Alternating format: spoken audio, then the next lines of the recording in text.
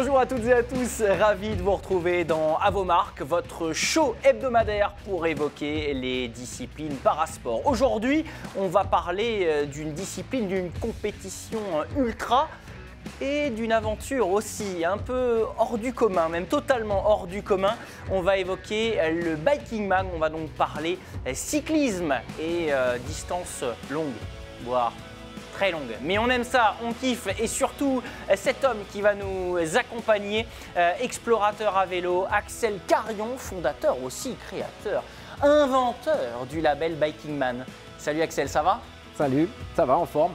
Bon, bienvenue. Toujours.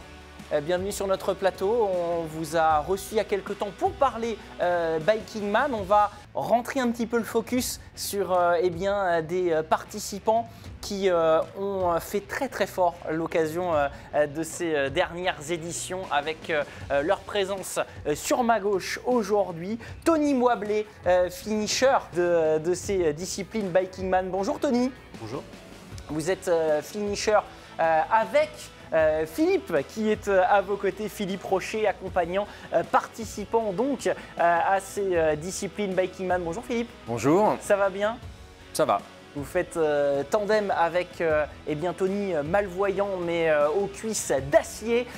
Face à vous, un autre finisher, baroudeur, qui adore le vélo. Je dois vous dire que même avant l'émission, on parlait déjà petite reine à côté d'Axel. Je ne sais pas pourquoi on les a mis à côté, ceux-là. Mais en tout cas, Stéphane Maillet est avec nous. Bonjour Stéphane. Bonjour. Merci d'être avec nous aujourd'hui. Athlète unijambiste mais cycliste forcené qui participe à combien d'épreuves Biking Man vous avez participé déjà?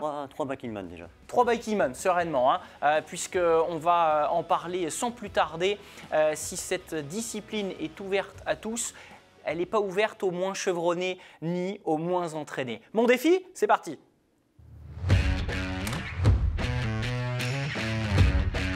Alors avant de parler, Axel, du concept, on parle d'athlètes, de sportifs entraînés, chevronnés. On va pouvoir évoquer des distances, mais on ne peut pas résumer le Biking Man à uniquement des distances. C'est une expérience globale.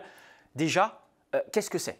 Alors c'est un championnat du monde d'épreuves d'ultracyclisme dont le but est de tenter de compléter 1000 km à vélo, en moins de 120 heures. Et en totale autonomie, donc en transportant tout son matériel sur son vélo. Donc 120 heures de vélo continu, en théorie. On peut faire des pauses, mais on se débrouille pour les pauses, c'est ça? Mais tout à fait. En fait, les règles, le chronomètre du départ jusqu'à l'arrivée s'arrête jamais.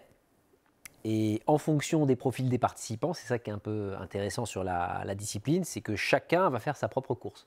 Chacun va avoir sa stratégie de gestion alimentaire, de gestion du sommeil. Le cadre, c'est 120 heures. Tu peux ne pas t'arrêter, faire ça vraiment sans dormir, ou tu peux t'arrêter un petit peu en dormant avec des micro-siestes sur le bord de la route, ou tu peux également aller vite, dormir un peu plus. Donc chacun sa stratégie en fait, dès lors que tu respectes les 120 heures du défi. Alors, Axel, je sais que vous n'allez pas aimer cet adjectif si on parle d'une idée un petit peu folle au départ, parce que pour vous, tout est envisageable dès lors que le canevas et le cadre sont bien huilés. Je me permets quand même sur cette aventure que le commun des mortels va qualifier peut-être d'un petit peu folle, de vous demander comment ça vous est venu, cette volonté au départ.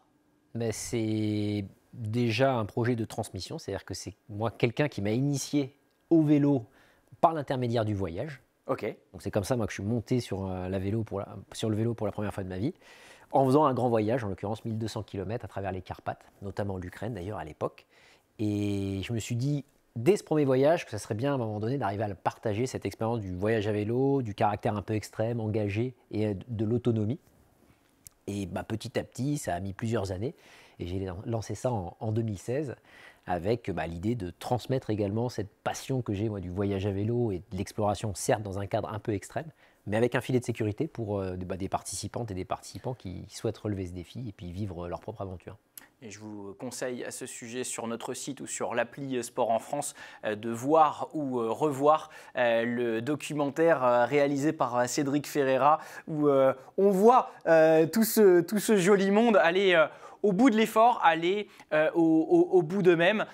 Tony, quel est votre background vélo pour un jour vous dire « Ok, c'est à ma mesure ».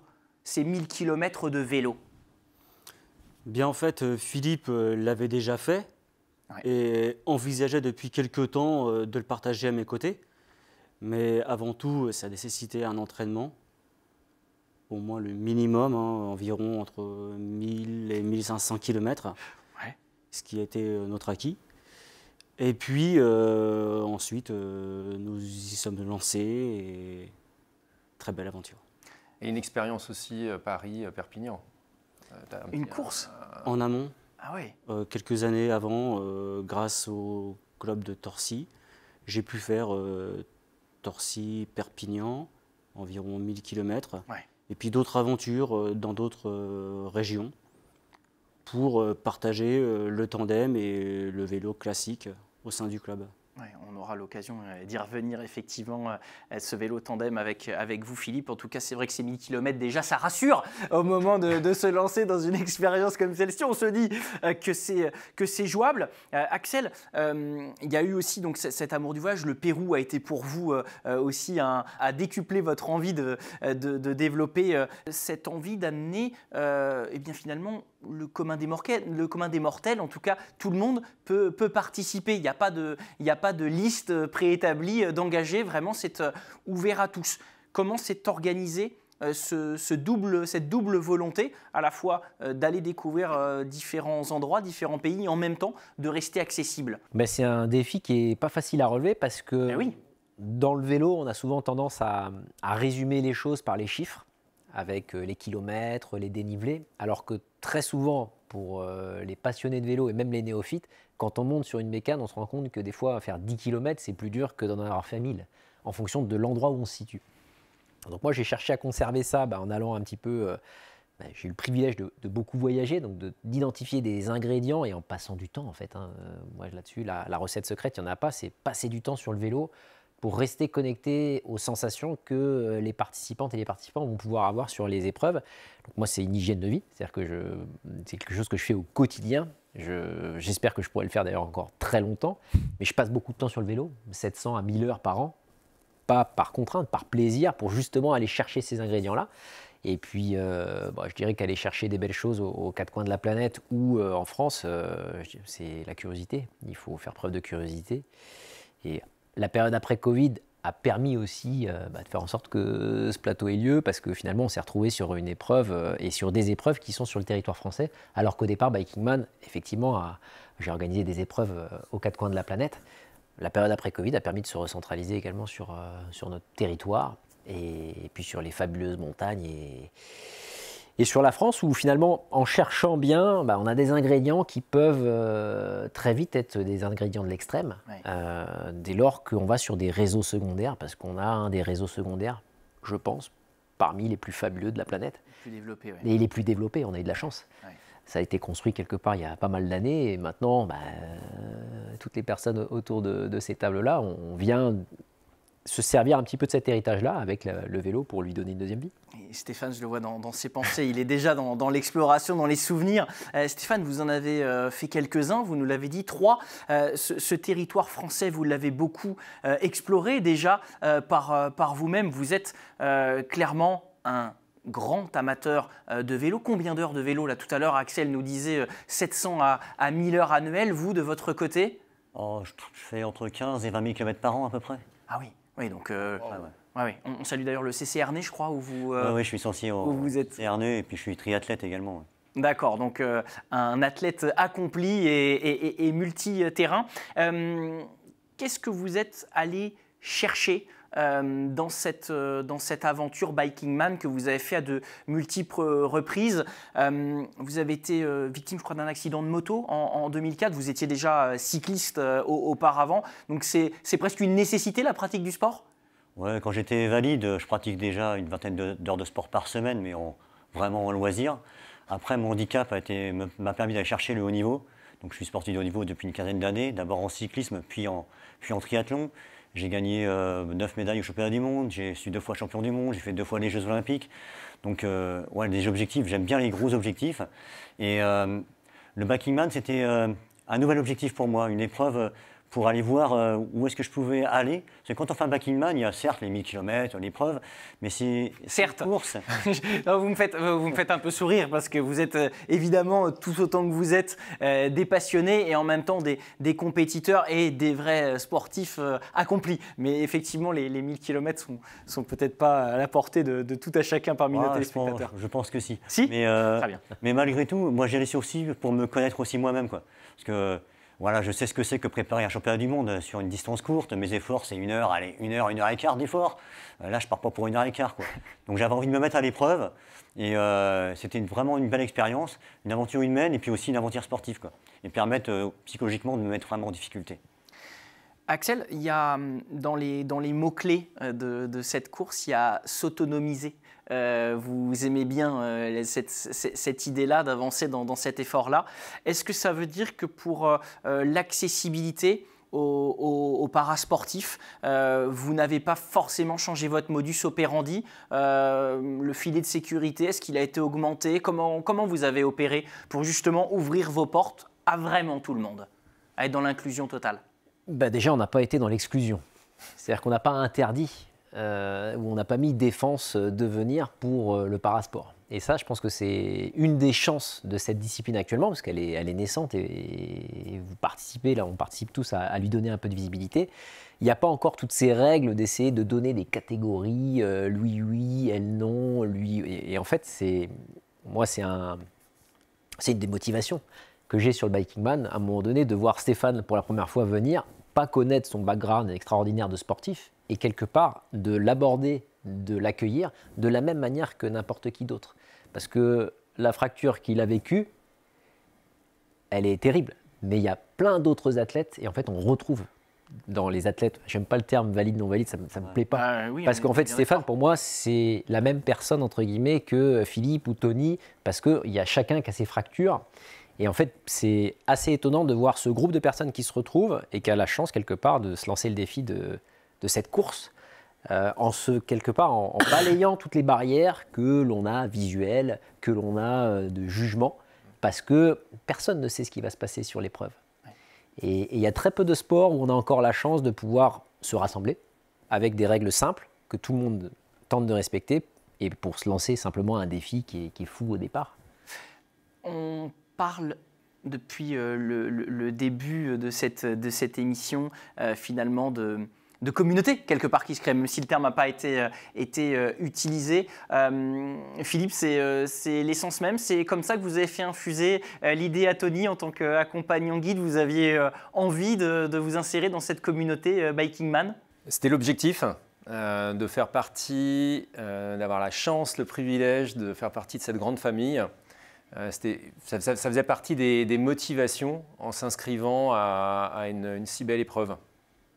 Ouais, effectivement. Et Tony, pour votre part, sentir justement qu'on n'évoque pas le handicap, mais la performance de tout à chacun, voire même débriefer à la fin de la compétition ce que tout le monde a pu faire, c'est un plus. Effectivement, c'est un plus, mais ce n'est pas seulement à l'issue de la course, c'est aussi pendant la course. Retrouver des partenaires pour échanger quelques mots à une fontaine. Et puis après, se retrouver le lendemain sans l'avoir prévu pour nous. Et puis continuer son bout de chemin. Tant que possible. Ah, vous m'avez parlé du chemin.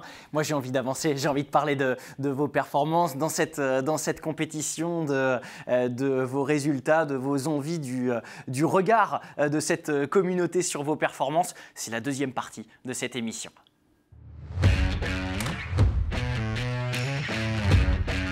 Dans cette émission à vos marques, on parle de sport ultra, on parle du Bikingman et de ses distances relativement copieuses et du retour d'expérience de nos finishers qui s'en sont pour le moins bien sortis. Tony et Philippe, votre regard, si vous deviez tirer le bilan sur votre participation, il n'y a que du plus, il y a eu des moments de doute. Comment vous avez vécu ça? Dites-nous tout. Alors, effectivement, il y a eu des temps forts, des temps faibles. mais ça fait partie du jeu. C'est Alors, normal sur la durée. On était préparés mentalement pour ce type d'épreuve. On s'est inscrit, on a pris le départ avec beaucoup d'ondes positives et ça nous a aidés pendant toute cette aventure à traverser ces moments de difficulté parfois.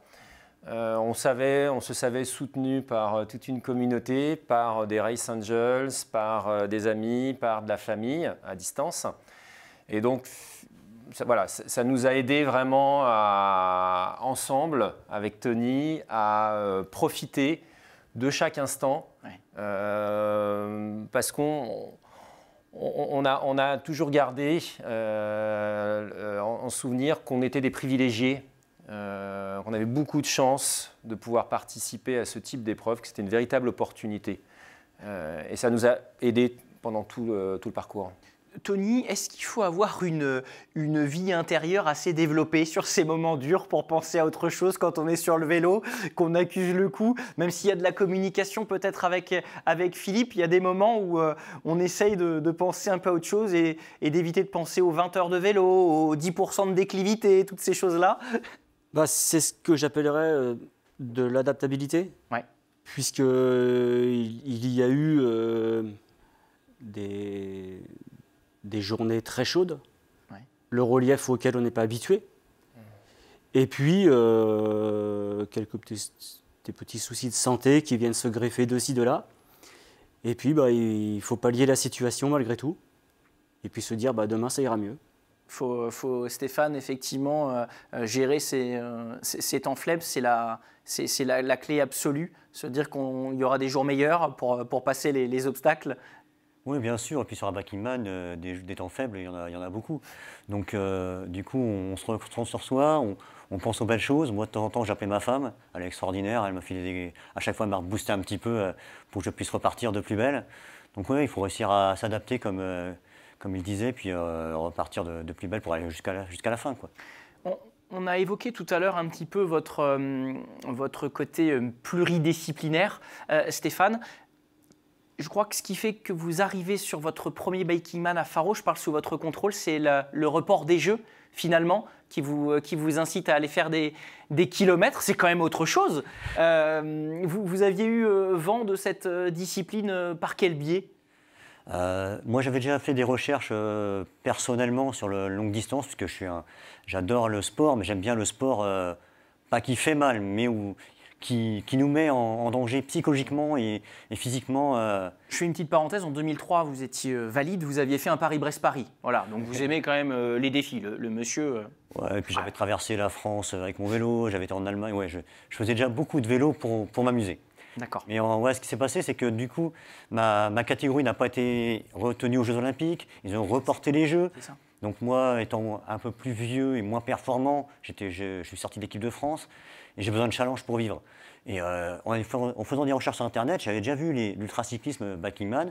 Et après, j'ai vu aussi une émission sur France TV où il parlait, je crois que c'est Taïwan. Et là, j'ai eu les yeux qui se sont mis à briller. Je dis à ma femme, écoute, je crois que c'est ce que je vais faire. Et donc du coup, en challenge, je me suis donné le Portugal.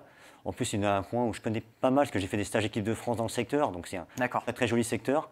Et je me suis donné le challenge d'aller faire le Backing Man. Ah oui, effectivement, ça arrive. Voilà, comme ça. Voilà.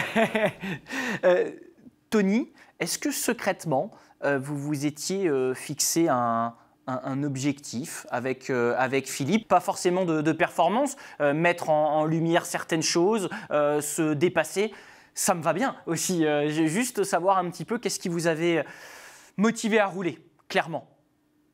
Déjà, découvrir qu'est-ce que le Backing Man, Oui. puisque ça se limitait à un nom, sans en connaître la difficulté. Vous avez été servi ? Plutôt. Bien servi. Et ensuite ? Et puis, au travers de ce Backing Man, c'est quelque chose d'extraordinaire parce qu'on découvre tellement de choses. Qu'est-ce que vous avez retenu sur ces découvertes-là ? Vous parlez humainement, vous parlez d'endroits qui vous étaient inconnus, du défi sportif, apprendre à mieux vous connaître ? Alors si on aborde la communication avec l'organisation, les participants, c'est extraordinaire. Parce que on est tous sur le même bateau et puis on avance. Et on ne se sent jamais abandonné. Ouais. Et ça, c'est très fort dans l'épreuve.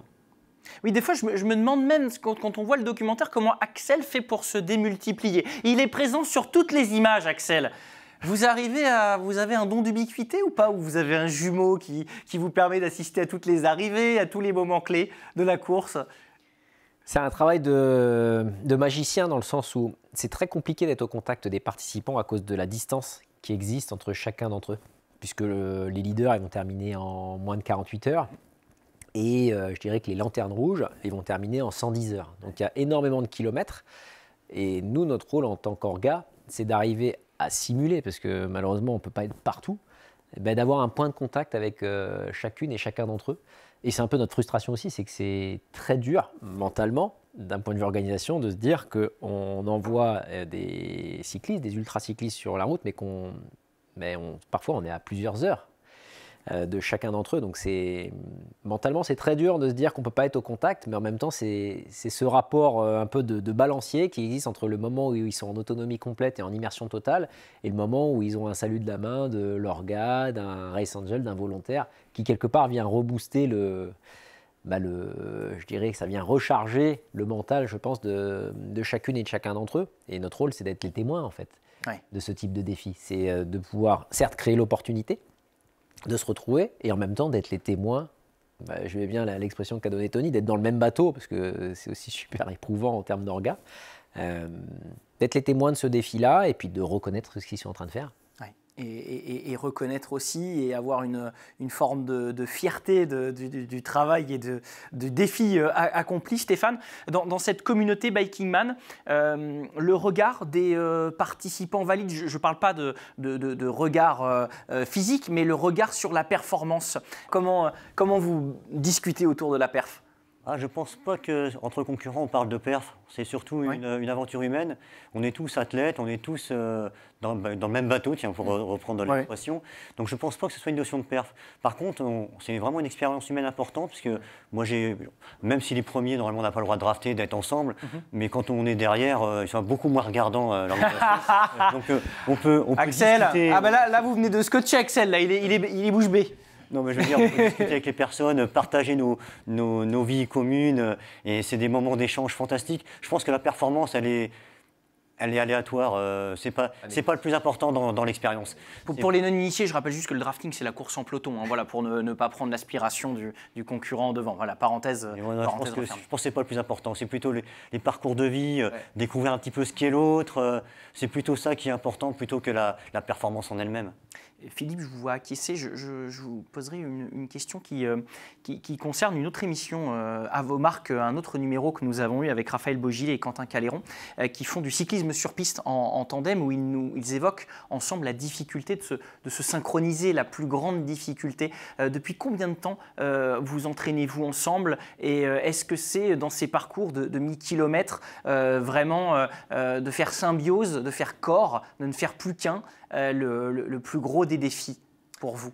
Alors, ça fait partie des défis, effectivement. On s'entraîne avec Tony on s'est entraîné depuis 4 mois avant l'événement. Donc, vraiment en peu de temps, on a fait une petite dizaine de sorties. Donc, on est parti avec un entraînement minimum. Mais ça nous a laissé le temps de davantage se connaître, se synchroniser. Mais je ne vous cache pas que la première sortie, c'était un grand moment de solitude pour moi, pour piloter le tandem, pour me synchroniser avec Tony. Et Tony m'a rassuré en me disant « Mais Philippe, tu vas un peu trop vite. Il y a des étapes, ne les brûle pas. Sois patient et puis tu verras, fais-moi confiance, ça va venir tout seul. » Et effectivement, la séance d'après, ça allait mieux. Mais je me suis effectivement posé des questions parce que conduire un tandem, ce n'est pas tout à fait la même chose que conduire un vélo classique. Mais voilà, ça fait partie d'un apprentissage. Et puis quand on a pris le départ du Biking Man, on était prêts. tout simplement. Tony, le psychologue donc de ce tandem. Comment se fait la communication sur le vélo et pendant l'épreuve?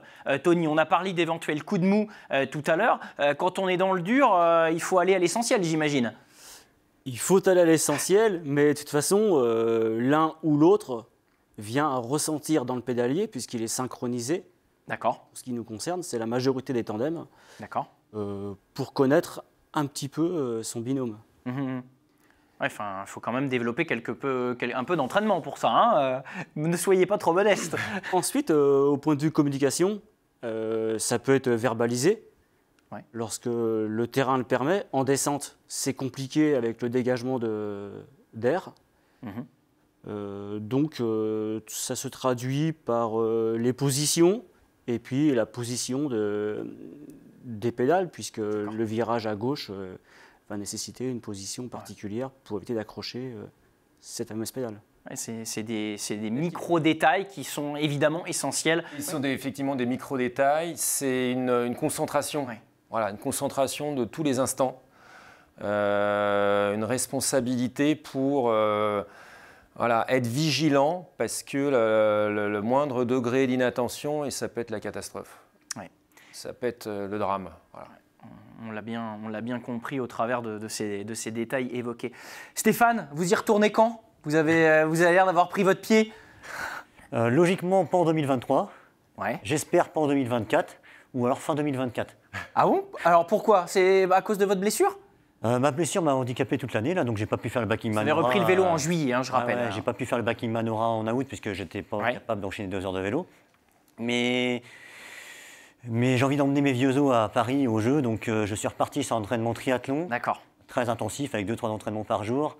Et l'objectif, c'est d'aller chercher les Jeux à Paris en triathlon. Donc je saurai déjà en 2023 si c'est jouable ou pas. Donc si c'est jouable, 2024, je ne ferai pas de backing man. Et si je vois que c'est pas jouable, 2024, je serai au backing man. Le petit regard pour faire l'annonce officielle à Axel, C'est les JO, le backing man. C'était très... Ouais, ça viendra. On vous souhaite, on vous le souhaite, Axel. Philippe, Tony, vous avez aussi une envie d'un nouveau défi à relever, d'une prochaine édition à aller? Oui, je vois Philippe qui acquiesce. Bah, allez-y, dites-nous. Alors, on a des idées. On attend de voir si l'organisation nous proposera une wildcard. Peut-être. Voilà.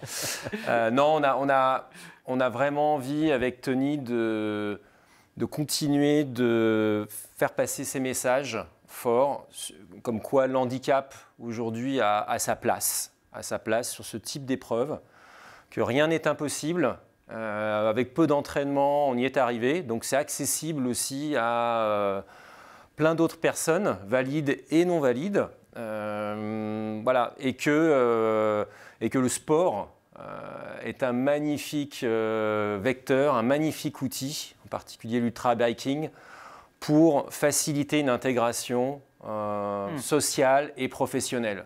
Voilà. Et donc il y a ce périple nous a aidés, je pense, nous a permis de grandir, de mieux nous connaître, comme le disait Stéphane. Donc on a envie d'en refaire un. Oui, on a envie d'en faire un. Donc voilà, on va étudier avec Axel les possibilités. Les prochains seront où, Axel? Dites-nous tout. Vous partez sur une saisonnalité... La saison 2023 va commencer avec le Portugal. Très bien. Faro? À Faro, oui. D'accord. À Faro, avec un tour de l'Algarve et de l'Alentejo. Et après, ça s'ensuivent plusieurs étapes sur les massifs français, avec la Corse, la région sud, Aura, les Pyrénées également. Et devra se clôturer, peut-être pas par le Brésil, mais peut-être par une nouvelle épreuve. Ouh. Mais on ne peut pas en dire plus pour l'instant. C'est un peu... Mais en tout cas, on va commencer le championnat et le terminer en 2023 par une épreuve internationale. Et toujours plus de para, on l'espère? Moi, c'est quelque chose... Enfin, voilà, je suis enchanté qu'on puisse partager ce moment ensemble. C'est une des particularités de cette épreuve, c'est que voilà, les barrières, elles n'existent pas. On est dans le même bateau, dans une bulle. On en parlait un peu avant l'émission. J'espère qu'on pourra conserver cette bulle le plus longtemps possible. Que l'aspect performance, du coup, sera pour l'instant mis le plus possible de côté pour justement écouter les histoires des gens qui participent, parce que c'est un fabuleux réservoir d'énergie positive, parce que quand on sort de ça, en tant qu'orga comme en tant que participant, parce que j'ai la chance de faire les deux, on a toujours envie d'y retourner parce que ça fait du bien. C'est une leçon de vie. C'est une leçon de vie. Clairement. Que nous offrent Stéphane et Tony.